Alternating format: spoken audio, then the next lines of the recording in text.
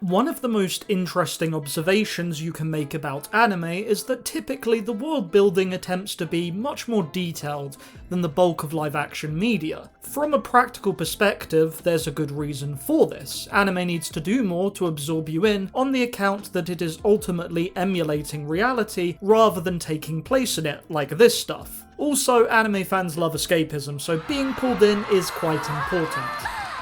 Now, I am not saying that all anime world building is great. In fact, the bulk of isekai have piles of lore that can fill countless pages on a wiki, but in practice, I just end up not caring. And that is part of the problem that anime creators need to solve. How do you balance making an interesting world without it being too convoluted? Well, today I want to take a look at 3 anime, each in a different genre, that I feel nail the world building aspect of storytelling. Let's start with one of the finest examples. It took me way too long to actually watch Chainsaw Man, but when I made that commitment, I watched the series in like 3 sittings, and then I went and watched the Reze Arc movie 3 separate times in the cinema. Describing the world of Chainsaw Man, you might say it is basically our world, just with the presence of devils. Obviously, that is an oversimplification, but it does accurately describe the fundamentals. The setup is interesting in that each devil is linked to a fear, and the potency of that fear correlates to their power. But that system isn't in itself what makes the anime special. It is how such a threat is transcribed into a world that feels much like our own in many ways. One of our most primal fears is dying, and even in a world where you can die from a devil attack pretty easily, that fear instinctively never goes away, no matter how common death is. Chainsaw Man captures this not only with the visual shock of devil attacks, but with the characters as they contemplate their morality in such a crazy existence. One of the main organisations in Chainsaw Man is Public Safety, which is the government department for devil hunters. They exist to protect the people, but in the world of Chainsaw Man, that is a pretty tough gig. It's not like working in accounting. There's a massive dual responsibility in keeping yourself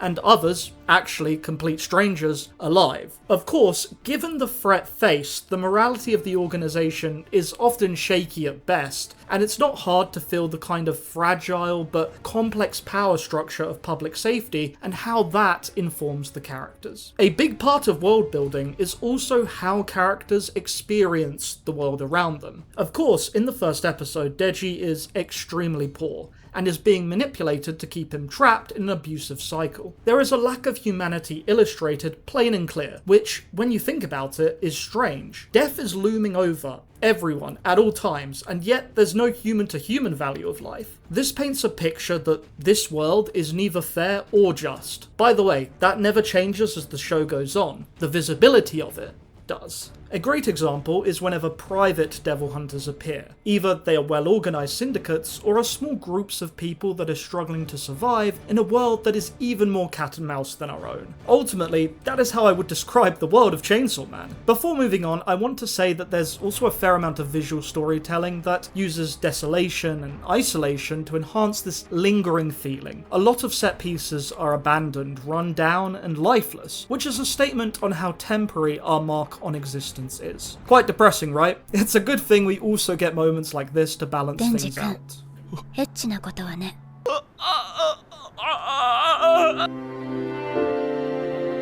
Next, I felt I needed to talk about an anime that used world building to create a drastically different kind of fiction. Although I clowned on isekai at the start, there are a few that I would be happy to say do this. But as I am the one making the video, what I'm actually going to talk about is 2013's Nagi-no-Asakara.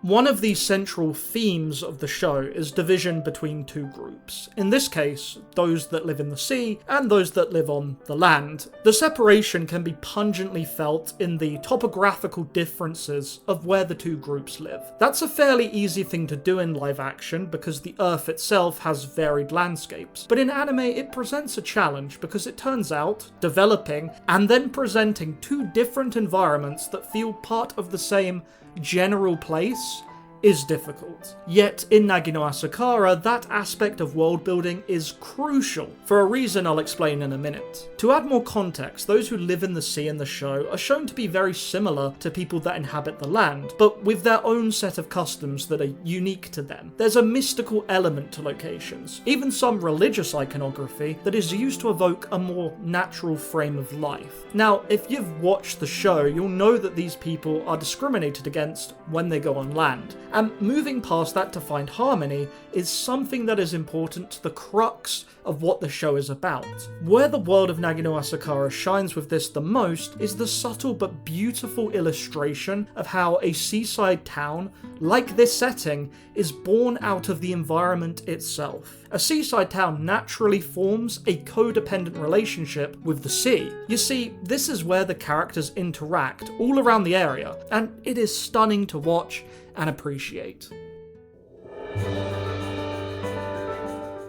Bringing it back to a more realistic take, you might be surprised that I want to talk about Hibike Euphonium, because normally it is the characters that are highly praised, and to be fair, they are without a doubt the best part of the anime. But the way locations are used in Hibike Euphonium is also pretty special, because they help craft an intimate space for character interactions. The thing is, a location's ambience is not a set thing. We all know there's aspects like seasons and weather conditions that can massively impact what a place feels like. Really, the amount of variables that can impact a location are endless, but few anime utilize this to create breathtaking, personalized sequences that extend how the characters are feeling. Where this comes into world building is the fact that Euphonium is set in a real place, namely Uji, Kyoto. The conversion to anime is handled impeccably, well down to details like traffic lights. These locations are often shown differently depending on how the characters are feeling, while preserving the actual physical properties of the location. From the train ride that the main characters take home to the bridge that Kumiko regularly walks across in times of self-reflection, Euphonium uses many beautiful locations, but tweaks them to the moment so it feels part of the emotional weight